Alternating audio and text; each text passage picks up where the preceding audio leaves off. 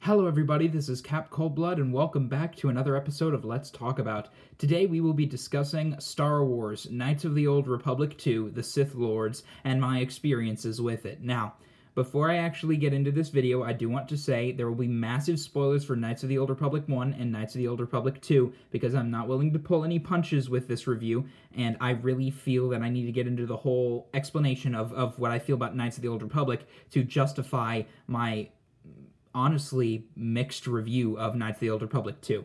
So, let's take this all the way back to where it started. I had heard of Knights of the Old Republic, the series, from friends of Star Wars for years. Fans of Star Wars, friends of mine, constantly telling me it's an amazing game and that I would like it because it's a RPG, you play through it, it's a great story, and it's set thousands of years before Star Wars actually happens in the films. So, I decided to look up random Star Wars games on Steam one day last summer, about a year ago. I found both Knights of the Old Republic games for $2.50 each. So $5 for both games. I thought it's a steal. I've got tons of money left over. Let's just $5, two great games.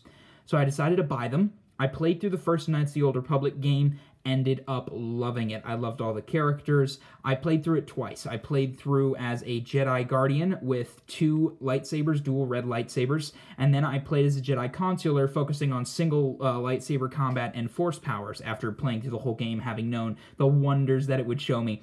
I fell in love with a lot of the characters, HK-47, Bastila, Juhani, Jolee, Karth, you know, all these different characters, Canderous Ordo, all these wonderful characters, this wonderful story, all the choices that I made that I felt actually mattered. It was just an amazing experience. I love Knights of the Old Republic 1. Fast forward to Knights of the Old Republic 2. After my second playthrough, the next day, after I finished my second full playthrough of the game, I went into Knights of the Old Republic 2. I was immediately turned off by the game because it forced you to be a brand new character, and nothing that you did mattered at all in the first game. There was a set path that had to happen. Everything had to happen a certain way. Every single moral choice that you could make, there was a canon explanation for why it ended a certain way, whether or not you liked it. So it threw away everything you did in the first game. Your character was gone, and it stuck you back on the Ebon Hawk with T3M4, HK-47, and this new lady that I knew nothing about. I got past the prologue, and 2 hours into Paragus, I will admit, the new crafting system, the new influence system, and just the general boredom of fighting through Paragus, if you've played the game, you know what I'm talking about, just absolutely turned me off. I quit the game, I was done. I wasn't doing it again. So it was a long time before I touched the game again. Now, to go off on a tangent, because this tangent is the reason I got back into the game, I play a mobile game called Star Wars Galaxy of Heroes. I can't recommend it enough. You can collect many characters from across the Star Wars galaxy, everyone from a Stormtrooper to Geonosians to General Grievous to Darth Vader to even some of the newer Old Republic characters. They've just added Bastila Shan and Jolee Bindo. They're adding T3M4. They have HK-47. A lot of the classic characters from Knights of the Old Republic are in there. So I was actually fortunate enough to be playing the game since launch. So I've seen all the new characters they added. Last year, right towards the end of the summer, in August, they added in a character called Darth Nihilus. And I was extremely interested. He was a Sith Lord from the Old Republic era, and he was from Knights of the Old Republic 2. And he was a really powerful character. He had a move that instantly killed anybody, but you had to work your way up to earn it. So it was a really, really powerful Sith Lord, and I heard he was from Knights of the Old Republic 2. I was like, okay, Knights of the Old Republic 2 has some very powerful Sith Lords, very powerful enemies. And I knew from seeing the loading screens that he was one of the main villains. So I was like, oh, cool, this guy's awesome, I like him. So I saw him, I unlocked him at a low star. I've never really, leveled him up that much, just because I don't have a team that he works with. So fast forward a bit more. Emperor Palpatine and Darth Vader and a lot of the dark side characters got a reboot, a rework, as we say, and now they're extremely viable in all parts of the game instead of being a little more useless. And with these new characters, they added in Darth Sion, the Lord of Pain. Now, Nihilus was the Lord of Hunger. I heard rumors that he was one of a Sith triumvirate, which is three lords ruling over, like the ancient Roman triumvirate, which Julius Caesar was a part of. So I knew this was powerful. Sion was the Lord of Pain, and he is, to this day, almost like 9 or 10 months after his release, he's still one of the most annoying characters to face. He's a really strong tank. He's all about inflicting pain and all about anger and hatred. So I was like, okay, Nihilus is about the power that the Force gives you and the power hungriness of it, and Scion is all about the pain of the dark side. So I was like, he's really messed up. His entire side of his face, this side of his face is messed up. He's broken, shattered skin, broken bones, I heard in the game. It's really, really cool. So I'm like, okay, this guy's great. Knights of the Old Republic 2 has some awesome supervillains, and this is just awesome. I love this character. And then they released a brand new raid. Now, for Galaxy of Heroes, there have been 2 raids ever since it launched in 2015. There was the Rancor Pit raid, where you took on a Rancor from Return of the Jedi. It was awesome. You had to have certain teams in order to beat it. It took your entire guild. Eventually, we mastered it, moved on. A second raid came out. It's called the AAT Assault Raid. An AAT, an armored assault tank from Star Wars The Clone Wars, the television show, came onto the battlefield, and you got to take down this droid tank, and at the beginning of it, you got to fight General Grievous and a bunch of droid enemies on Geonosis. The whole point of it is, there are these massive raids that take an entire guild of 50 people to tackle with the right teams, the right combination of stuff, all this new stuff. So raids are a massive thing in the game. They help your progression immensely, and they can let you earn characters like Han Solo and General Kenobi, which are 2 of the best characters in the game. They recently released back in the early part of 2018 the Sith Triumvirate Raid. This has people annoyed to this day, still finding teams to beat it. It's probably it is the hardest raid to this day. Some of the top players are just now unlocking the bonus character, which they introduced, called Darth Traya. Now, if you've played Knights of the Old Republic 2, then you would know that this rounds out the entire Sith Triumvirate. She is the Lord of Betrayal. She is a very powerful character, the most powerful character in the game, and currently has ruled over the game for the last 6 months since her release and available to buy. She has ruled over the game absolutely as the top, with the other members of the Sith Triumvirate. Together with Vader and Palpatine and some other characters, they're almost unstoppable. So I see all of this, and I'm like, okay, this is cool. I look at the Sith Triumvirate raid. You actually fight the entire Triumvirate on the Academy at Malachor 5, which is a key location, the final location in Knights of the Old Republic 2. So I see these massively powerful Sith Lords. I'm really hyped. I love all of them, and I'm like, okay, screw it. I'm going to play Knights of the Old Republic 2. I'm going to go in there. I'm going to take on the Sith Triumvirate, and I'm going to say that I was able to solo the Sith raid. I was able to do it myself. It was just a wonderful feeling, and I really wanted that KOTOR experience back. So I hop into KOTOR 2, and unfortunately, I got out of Paragus and out of Telos. I got to the end of Citadel Station on Telos and realized that the game is full of bugs and glitches, and some of the content was ripped. So I had to wipe my save file, which was fine. I played through it again. I got all this extra content that was ripped from the game, as well as a bunch of bug fixes. I had no problems with the game after that. So I played through my entire game. I loved a ton of the characters that were in the game. Honestly, I absolutely fell in love with characters such as Visas Mar, the Handmaiden. Atten I found a little bit annoying at times, but fortunately I was able to get over that. So all of these characters, I got back with Canderous Ordo, who plays Mandalore in the game, HK-47T3M4, all these other characters that you actually, old faces and new friends is what I'll call them. So I fell in love with a lot of these different characters, and I just really enjoyed the game overall. I absolutely went for it. I played through the game. I ground through it pretty quickly. I beat the game in about 2 weeks. After, having to deal with work and other things going on with my life, I ground through the game in 2 weeks. It was just over 40 hours, I think, I put into my primary game. I played dual-bladed as a Jedi Guardian, but I had a ton of super powerful Force powers throughout the game. So I originally went to Dantooine at the first available opportunity. I found out everything that happened there, walked down memory lane. Then I visited Korriban. Then I visited Onderon, and after I was forced to leave Onderon for a short time, I went straight to the restored planet M478. I'm gonna be honest, I loved Dantooine, I loved Korriban, I loved going through, memory lane, as I said, but M478 I hated. It was just an absolute grind. It was annoying.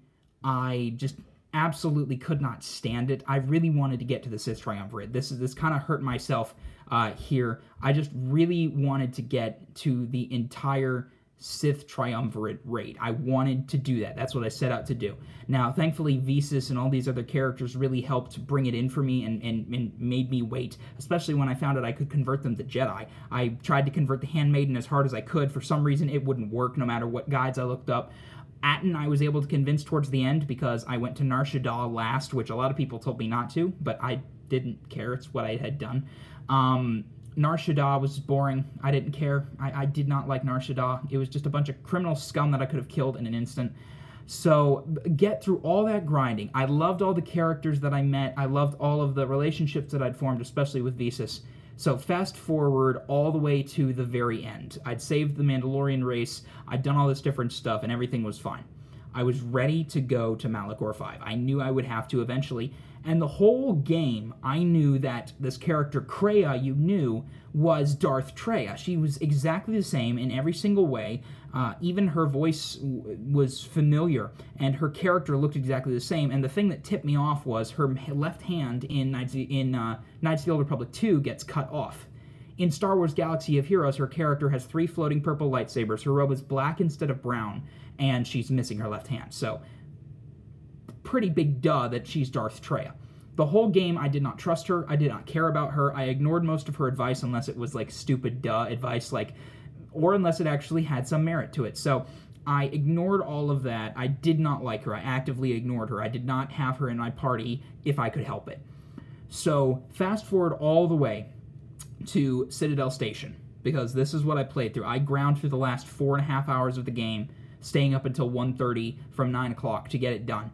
And I had so much fun during that time. Defending Citadel Station was awesome. I had my own army of battle droids from M478 because they showed up and helped me take on a really powerful sector of the game when there was a lot of Sith to deal with. I had an army of battle droids come up, "We are here to serve," and they just gunned down all of the Sith, which was a really nice addition from the expansion pass. So I fought my way down, I fought the Sith off, and I made it to Darth Nihilus' ship. This was the fight. Darth Nihilus had not been spoken of the whole game, at least not directly by name. They'd only been called Visas' master, all this different stuff. He devoured planets because he was a wound in the Force. He needed to keep eating. It was like the Star Wars Galactus, if you know Marvel Comics. Galactus is the galaxy devourer. He needs to constantly feed or else he suffers and dies. This is the Star Wars Galactus. This guy is incredibly powerful. So I get to his ship. All of this happens. I'm fighting my way through so many people, and one of the guys he's captured tells me, how powerful and dangerous he is. Visas the entire time tells me, "You're not ready to face him yet. You're not ready to face him yet. You're too weak. You're too compassionate to others. You need to be ready to face him." And one of his guys even told me, "If entering that bridge means you die instantly." It's like, oh, this is amazing. So I finally do everything I need to do. I walk onto the bridge. He's got the husks of drained people around him as he drains the life of them. I walk into the bridge, and he turns around, and it's Darth Nihilus. I've been waiting months for this opportunity. I take him down in less than 20 seconds. He dies in less than 20 seconds. I have Visas and Mandalore because I have to. And I like having Visas and Mandalore. I have them both powered up. I'm very powered up with my dual-bladed lightsaber, doing tons of damage with good force powers that I'm not using right now. But we take down the Lord of Hunger in less than 20 seconds. And then it enters the second phase where you really kill him. And we kill him again in less than 20 seconds. And he just falls flat and dies. And I'm thinking, okay, it's a cop-out. I know because of the Sith Triumvirate raid, you face him on Malachor, so this is, especially when Visas tells me, after looking under his mask, what is he? He's just a man. So I'm like, okay, something's up. Maybe this guy's like a disciple of his, or specifically he can control one person and his own inexorable will through that person, like a catalyst, something like that. His own power can be transferred into anyone because he is a wound in the Force. I thought it was something cool like that. No. Darth Nihilus dies right there. he is gone, he is done, you've defeated him, he never ever shows up again.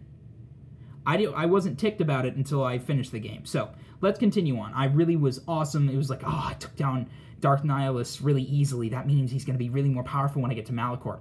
I fight my way through Malachor. Everything is super easy. There are a million Sith inside the Treyas Academy. I actually grind through almost all of them. I have what is called a stasis field. It freezes everybody in a large radius, and I have such high force powers, they can't really resist it that easily.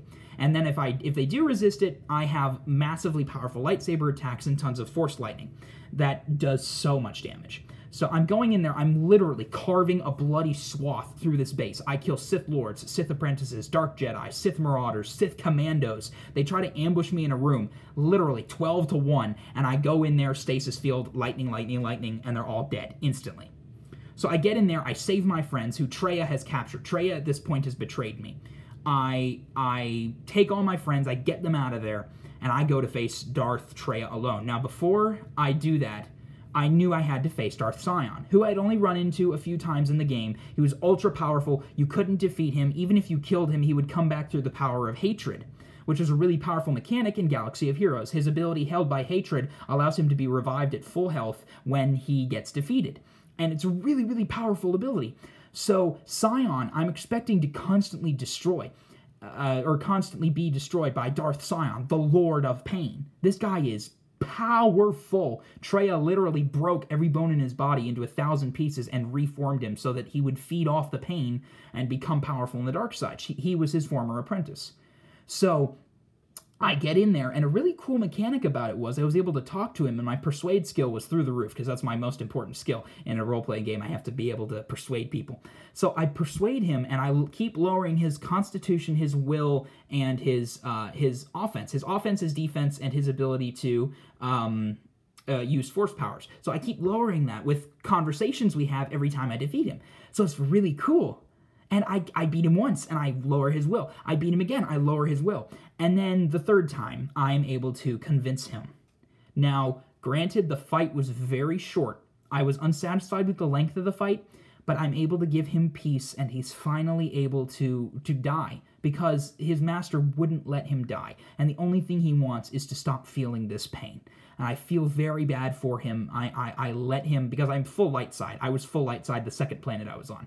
So I let him die, and everything is at peace. And I feel like it wasn't really up to the hype, but it was a good ending for Sion's character. Then I walk in to deal with Darth Traya. Darth Traya, the Lord of Betrayal, the head of the Sith Triumvirate. It takes me less than 10 minutes to kill her. I absolutely wreck through everything. I destroy her and the 3 lightsabers she brings up. I do all of this. I just absolutely, no contest, destroy her. There's not even a chance that she could have won. I even had to play smart. I had to play smart a bit. You know what playing smart is? You know, using your speed so you can give yourself, double speed, running away using a med pack, hitting him again. Run away, use a med pack, hit him again. And it wasn't even challenging like the fight with Malak and KOTOR. It wasn't like you have a chance of losing every time. It was just super stupidly easy. And I go up and I have a long conversation with Traya before I let her die peacefully. I don't kill her because that's not what I want to do. But she's going to die, so I get as much info out of her as I can, and I tell her you can rest. As I'm walking out, wholly unsatisfied, Atton is suddenly bleeding on the ground, and he dies in my arms. Atton, one of my favorite characters from the game that I really grew to love. After hating him, I grew to love him. Atton, this guy that I showed his past, converted him to be a Jedi, all this stuff that happened. And he's suddenly bleeding out. And me, with my insane amount of healing force powers and my skill over 30 in treat injury, cannot heal him. It's not even an option. He's just dead for no reason whatsoever. The last you see, he's running away from a fight, and nothing happens to him. And suddenly he's on the ground bleeding, dying, and you have to very confusedly bumble your way through a final conversation with Atton before he bleeds out and dies. And it's just like, excuse me. Excuse me, what? And then the kicker, the thing that sends this into overdrive. You get in your ship, in the normal light side ending, the way it was canonically supposed to end. You get in your ship, You fly away from the planet. Credits. Literally. As soon as you get off the planet, credits. Nothing happens. There's no closure. There's absolutely nothing. The planet blows up. Credits. And it was infuriating. I mean, I'd been waiting months and months and months to take on the Sith Triumvirate. I ground through so much boring stuff like Nar Shaddaa, Paragus. I ground through all this different stuff. So much boring stuff that I would have loved to skip. And I get nothing. I take down the entire Sith Triumvirate without a trouble at all. The only one I'm partially satisfied with is Sion, because he was a poor guy, and I wanted to help him. I really did, but I also wanted to defeat him because it was Darth Sion. Traya, I knew, she was just a jerk. Traya was just a jerk who wanted to kill the Force. Nihilus was just a man. At the end of it all, he was just a random, stupid guy. Like, what? This is the Sith Triumvirate. And the people who made Galaxy of Heroes have made these three characters some of the most powerful in the game. That's what got me hyped. There's a whole almost impossible raid that you have to beat to unlock Traya, who's one of the best characters, who was the best character in the game. And I walk in there and I wipe them. It took me 4.5 hours to get from point A to point B in that one sitting. But I destroy them. It's nothing. It's pointless. I go in there and I am more powerful than any one of them, all three of them could ever hope to be. I destroy all of them. Oh, and then the next morning after I text out my, opinions to a friend of mine who's played the game, he sends me the link to what really happened. And it's a whole list about what the Jedi Exile, whatever her name is, her, not him, because I played as a he, her, what she actually did. I read through the full list of things, and it goes point by point, every single moral choice you could make. And it tells you what should and what actually did happen. So nothing I did mattered. And the thing that annoyed me about this was in the previous game you could play as Revan. Yes, that was cool. I liked being the idea of Revan. That was cool. I was as soon as I found out, I was like, I am the Dark Lord of the Sith, Revan. You will bow before me. I was pure light side the whole time, but I was like power craze for that. But this, it was my story. Your name is never said, and you're just called Exile, the Jedi Exile. That's what you're called. This is your story. This is my story. And it's like, right at the end of the game, it's like somebody giving you a car. You drive it around for a week, you fall in love with it, hopelessly in love, you love everything about it, you know everything about it after a week. Then somebody takes the car off you and says, okay, thanks for the fun, I'm going to take this back now, and it's going to be mine. And it's no longer yours. You can't do anything with it. Same thing with this Jedi Exile. They give you this character, they let you think it's going to be your character, and then they rip it away from you and say, sorry, nothing you did mattered, thanks for playing, have a good day. And it was like, excuse me. Excuse me. This was supposed to be the game where I chose what happened and I affected the actual outcome, not where something had to happen a certain way, especially a lot of choices that I didn't agree with. One of the choices was whether to spare or execute someone, and the choice was to execute them. I was like, no, I don't agree with that. One of the choices was whether or not to spare or kill somebody. I didn't want to kill them, but the canon Legends explanation was to kill them. I was like, what? It didn't happen that way. That's not what it was supposed to be. So everything just... After I beat the game and was unsatisfied with the ending, I was unsatisfied with the Triumvirate, I was unsatisfied with the rush of the game being released, therefore the ending was subpar. I was unsatisfied with a lot of it. And then the final blow was nothing you ever did mattered at all. Not a single thing you did in the game matters, because this is how things really happened. And it ticked me off. I am not going to invest in the characters Darth Traya, Darth Sion, or Darth Nihilus in Galaxy of Heroes, because I cannot stand how overpowered they are compared to their extremely weak variants. I had more trouble from the exchange thugs, bounty hunters, than I did from the Sith Triumvirate. I had more trouble from bounty hunters and Mandalorians and all those different... I had harder fights from thugs than I did from the Sith Triumvirate, the most powerful Sith Lords in the galaxy that single-handedly devour planets and wipe out the Jedi Order. No. They're horribly weak, and the company that makes the game, Galaxy Heroes Capital Games, is digging into that nostalgia and digging into the love of these characters for them to justify making them so terribly powerful when a single Jedi can whip through them like they're not even there. So the emotions for KOTOR 2 are still really fresh. I literally beat it last night. I wanted to be open and completely honest while the emotions were still fresh. The game's journey was fun. I loved most of the characters I ran into. The ending and the Sith Triumvirate are the single most disappointing aspects of any game that I've ever played.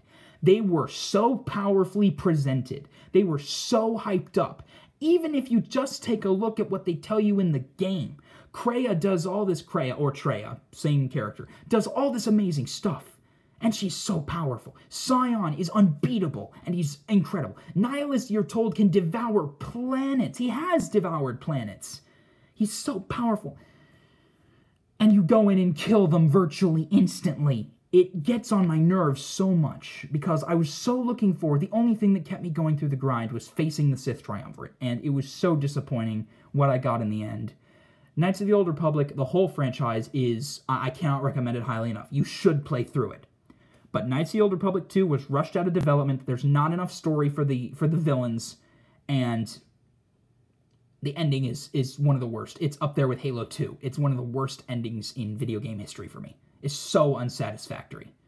So, I do want you to know that I did like KOTOR 2 overall. I did like it. But I'm so upset by this ending, this shoddy ending, that I am never going to touch the game again. I liked it for what it was, but I will never replay Knights of the Old Republic 2 because the ending is not worth the grind, and nothing else is except for the characters that you meet, and I got my fill.